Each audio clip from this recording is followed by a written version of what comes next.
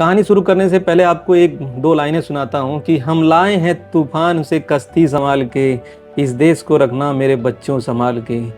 भटका न दे कोई तुम्हें धोखे में डाल के, इस देश को रखना मेरे बच्चों संभाल के। तो कहानी एक बनिए की जो कि रोटी बेचता था, 5 रुपए की रोटी बेचता था, लेकिन उसके मन में आया कि मैं अब रोटी जो है कल से 10 रुपए की बेचूंगा। तो वो जाता है दौड़ते हुए महाराज के पास, क्योंकि बिना महाराज की परमिशन के रोटी का रेट नहीं बढ़ सकता है। तो महाराज के पास जाता है और महाराज से आग्रह करता है कि महाराज कल से मैं जो रोटी का रेट अपना बढ़ाना चाहता हूँ। तो महाराज पूछते हैं कि कितना रेट करना चाहते हो। तो बोलता है कि महाराज मैं रोटी का रेट जो है कल से 10 रुपये करना चाहता हूँ। तो महाराज कहते हैं कि 10 रुपये नहीं, कल से तुम रोटी की कीमत जो है 30 रुपये कर दो। तो महाराज की तरफ आंखें फाड़ कर देखता है, लेकिन अब महाराज हैं तो महाराज का हुक्म तो मानना ही पड़ेगा। तो लौट करके जाता है और सुबह से जो है कल के दिन सुबह से रेट जो है 30 रुपये हो जाता है। तो रोटी का रेट कितना हो जाता है? 30 रुपये।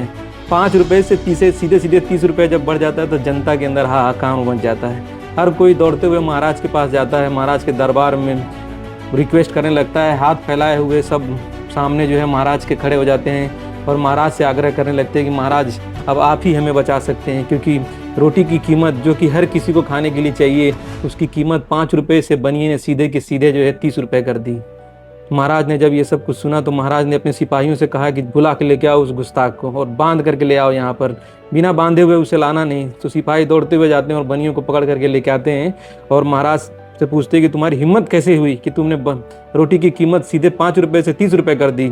अगर कल से रोटी की कीमत तुमने आधी नहीं कर दी तो गुस्ताख तुम्हारे सर को कलम कर दिया जाएगा और तुम्हें इस राज्य से बाहर फेंक दिया जाएगा। तो महाराज के पैरों को दौड़ता हुआ जाता है और महाराज के पैरों को छू कर कहता है, महाराज मुझे क्षमा करिए, जैसा आपने कहा है कल से मैं जो रोटी की कीमत जो है आधी कर दूंगा और आधी करके मैं सभी को कल से रोटी की कीमत जो आधी कर दूंगा।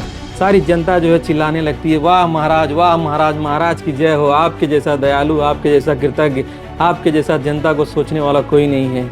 और सब लोग जो है महाराज की जय जयकार करते हुए वहाँ से चले जाते हैं। दूसरे दिन से रोटी की कीमत जो है 15 रुपये हो जाती है। अब जनता भी खुश, बनिया भी खुश और महाराज भी खुश, और वो नया रेट बन जाता है। और इस तरह से बनिया जो है और राजा मिल करके जनता को मूर्ख बनाते हैं। तो जनता को जो मूर्ख बनाता है वही जनता के ऊपर शासक बन जाते हैं और वही उन्हीं के ऊपर जनता जो है पूरी तरह से विश्वास करती है। इसीलिए मैंने शुरू में ही कहा था कि हम लाए हैं तूफान से कश्ती संभाल के, इस देश को रखना मेरे बच्चों संभाल के। तो अगली कहानी में तब तक के लिए चलते हैं। जय हिंद, जय भारत।